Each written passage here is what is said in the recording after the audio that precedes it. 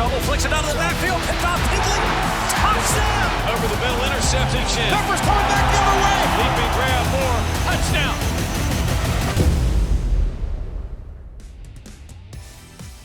Hello everyone and welcome inside the Panthers Huddle powered by AWS. I'm your host, Kristen Balboni. We hope everyone is staying warm and enjoying this holiday season, and we're so glad you could join us because we've got a great show for you today.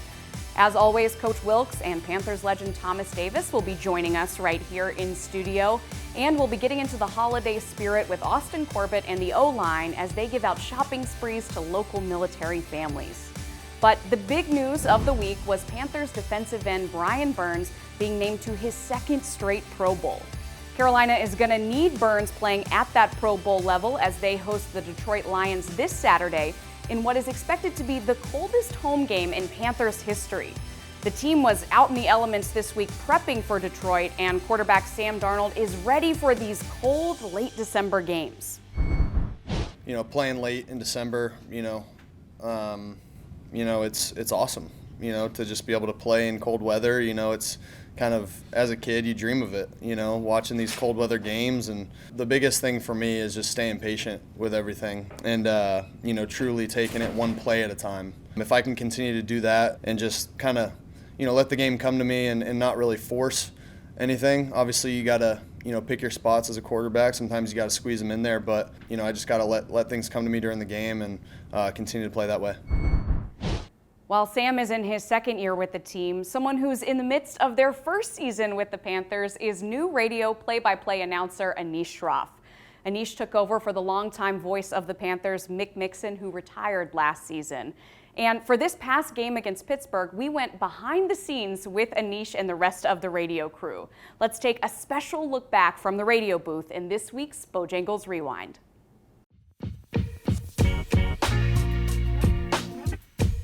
Morning routine on a game day is, because a lot of times I'm coming from somewhere else, flying on a plane. It's making sure you wake up early enough, you don't get delayed, and you get here on time. Hello. I'm great. How are you? This is the first go-to. We walk into the press box. Coffee is well placed. You might get better content after this.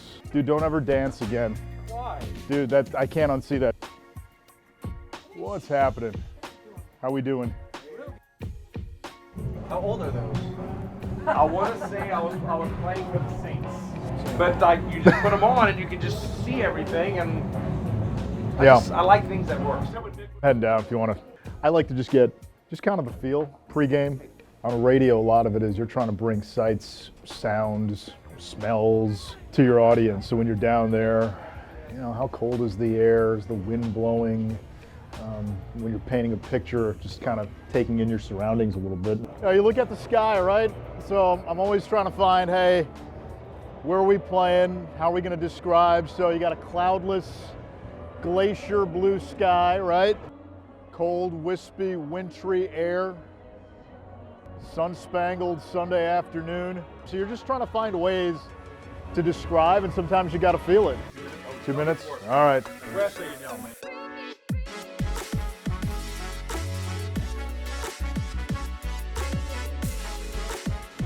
Anish Shroff, Jake Delhomme, Luke Kuechly. Time for Keys to the Game, brought to you by Bank of America. Where do you begin? We need to Pittsburgh. That's what we need. We need to run the football and impose our will. We were down there on the field pregame. Najee Harris is a big body.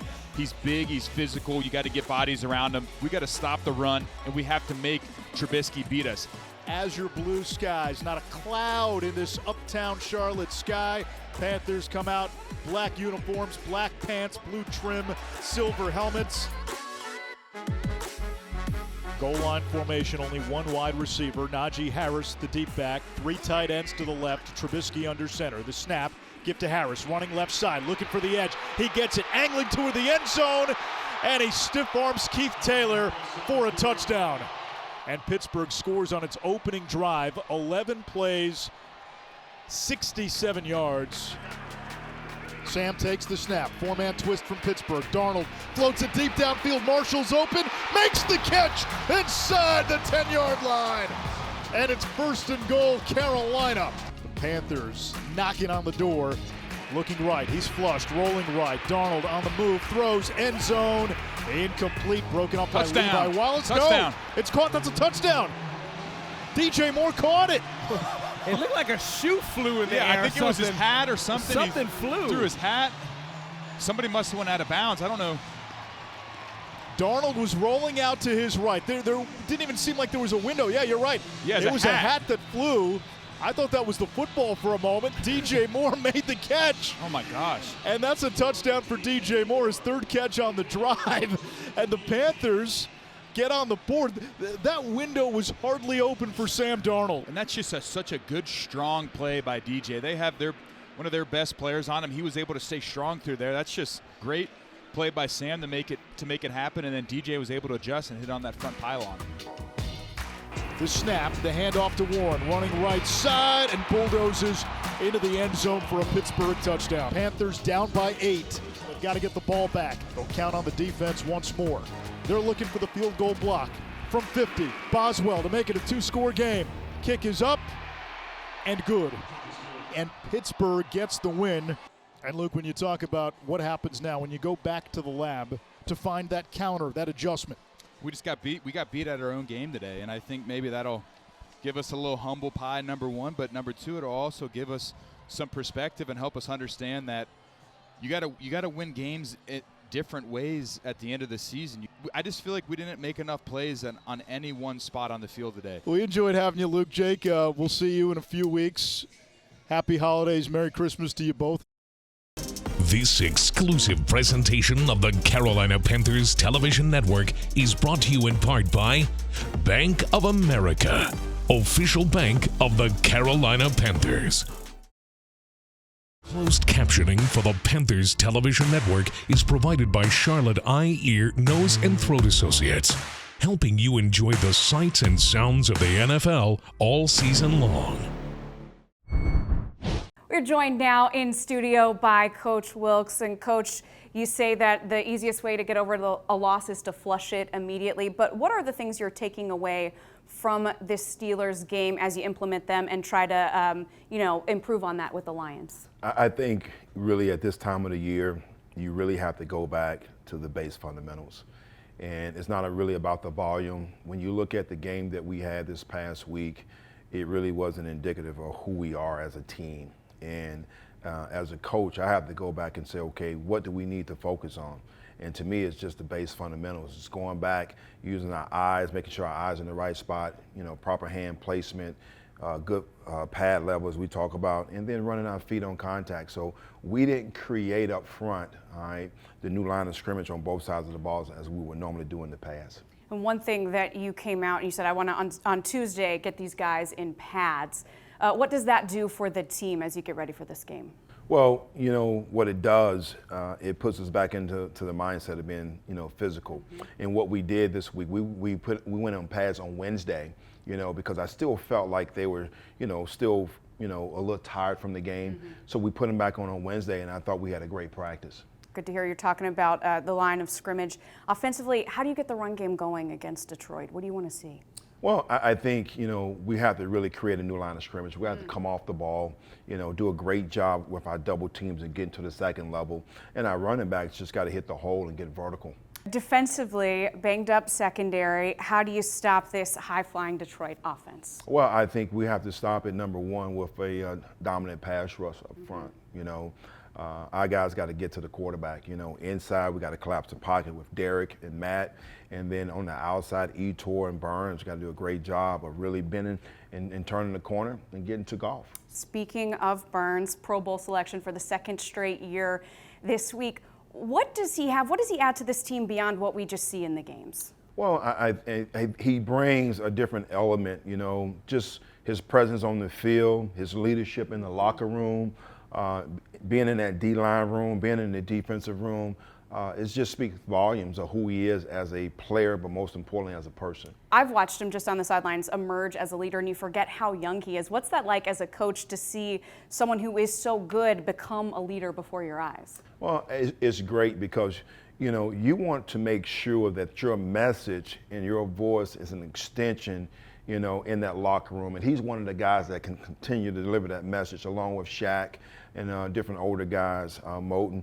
But Burns, man, he is just phenomenal. And I'm just continuing to look at his growth and how he's come so far in a short period of time. It's excellent. It is. And some more potential good news. Andre Roberts designated to return from IR. We know that doesn't always mean that we'll see him, but do you have a timeline for when you expect him to be back? Well, hopefully sooner than later. It's been a long haul for him trying to get back, and we definitely kept the faith with him, hoping that he can be that spark for us this time of the year. And Coach, with this game at kickoff, it could be one of the coldest games in Panthers history. How much of that is a factor or is not a factor for the team? It's not. With our approach, we have a philosophy that we don't allow it to get in the way, whatever it may be. You're also talking about, family in town, you got Christmas, you got all of these different distractions. We already talked about the weather this week, so we're expecting that. And you go back and look at the game that we play with the Ravens,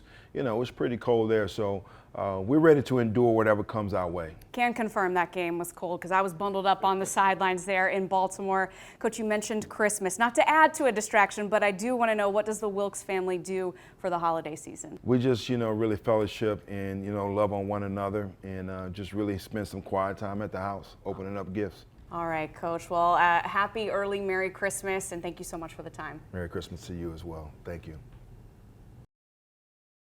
This exclusive presentation of the Carolina Panthers Television Network is brought to you in part by Bank of America, official bank of the Carolina Panthers. Most Sundays, the big guys up front are worried about opening up holes in the run game, but with this Sunday being Christmas, it's all about opening up your hearts so others can open up presents.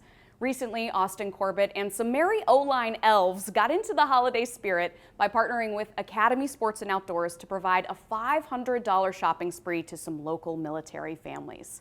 Check it all out in this week's Coke Community Spotlight. So thanks for coming out tonight, guys. I know you had to brave some traffic.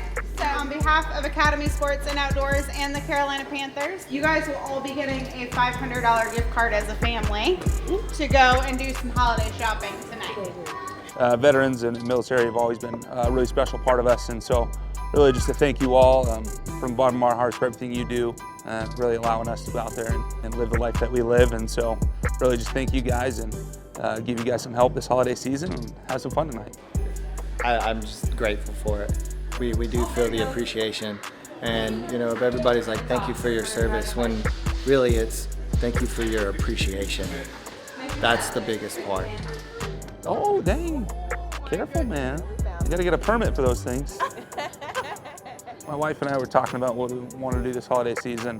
Obviously very blessed with what we do, and to be able to give back and bring our kids here. And they might be young, but if we can kind of instill some of these beliefs and some of these foundations into them.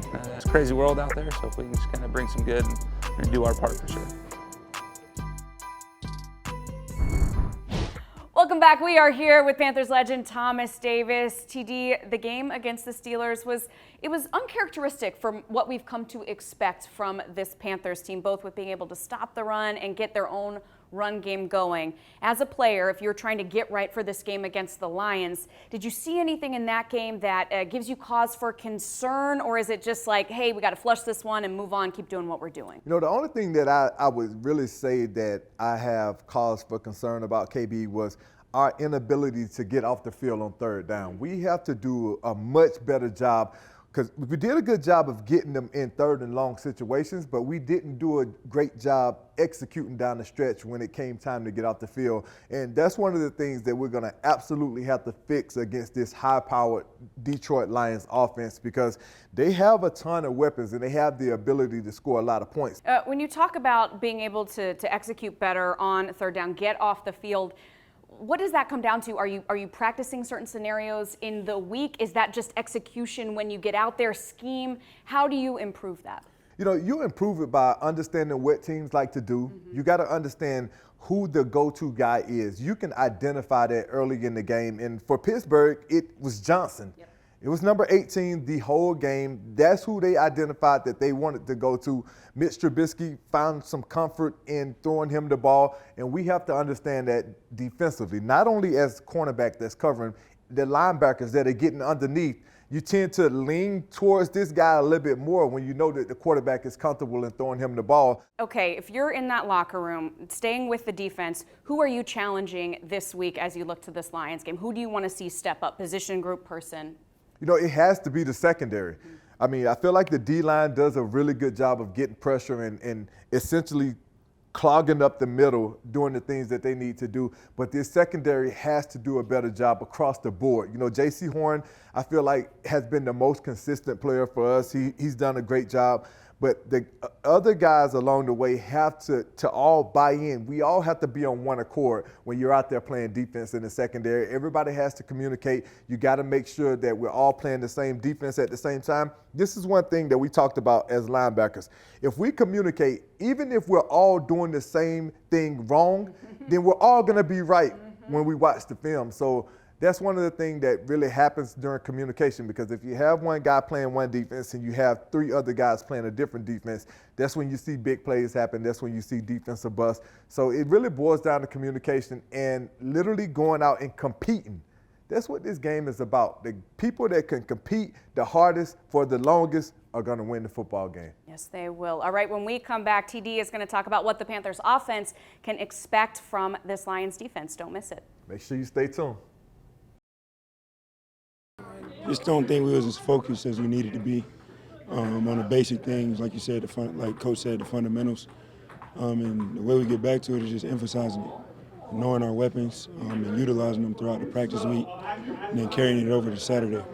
We got to go in there and be physical, be dominant. It's going to be cold.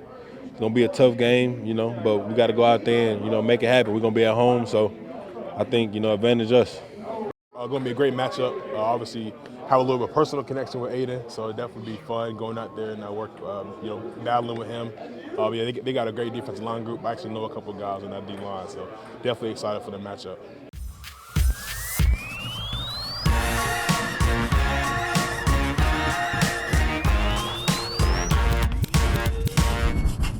Welcome back. We are in TD's film room, and TD, in the last game, we saw this Panthers offensive line. They weren't quite their usual selves, right? So what are they going to expect against this Detroit defense? This Detroit defense, KB, is very opportunistic. They come out and they do a great job of taking the football away. They've had a takeaway in 12 straight football games, so that's something that we really have to pay attention to.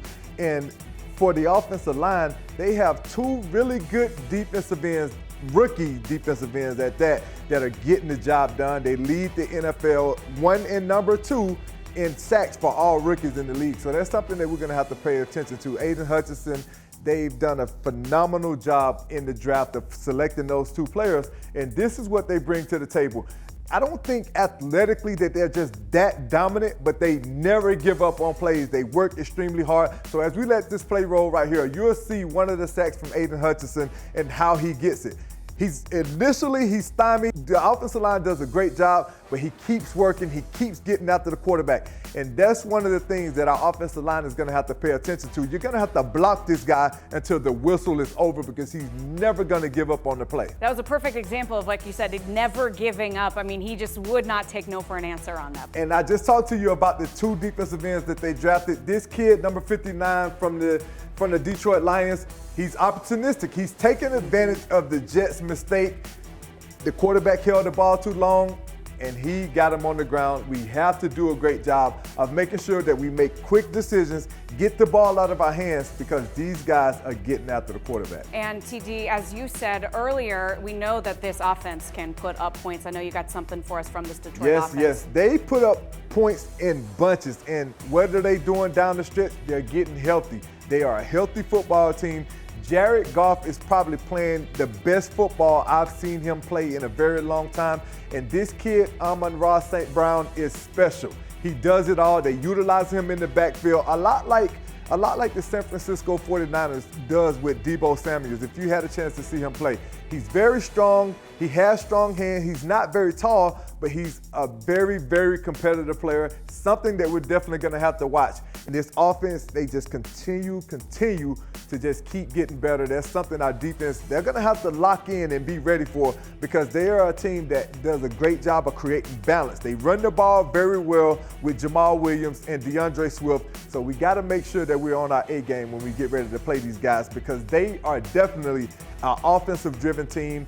They are one of the top 5 teams scoring-wise in the NFL, and they have trick plays like this that if you're not paying attention on 4th and inches, if you go to sleep, they will figure out a way to take advantage of your defense. So we got to make sure we're on our A game. Plenty to keep the Panthers D busy in the film room this week. TD, this is amazing as always. Thank you. Unfortunately, though, we are out of time today. But be sure to tune in this Saturday for the game that we were just talking about when the Panthers host the Lions on Christmas Eve. Kickoff is at 1 o'clock and Fox will have the TV broadcasts. You can also catch me and the rest of the radio crew on 99.7 The Fox locally. So on behalf of the one and only Thomas Davis, on behalf of Coach Wilks and our entire Huddle crew, thank you for watching. We hope you all have a safe and happy holiday, and we'll see you next time right here inside the Panthers Huddle. And keep pounding. You've been watching the Panthers Huddle, a copyrighted presentation of the Carolina Panthers and the NFL.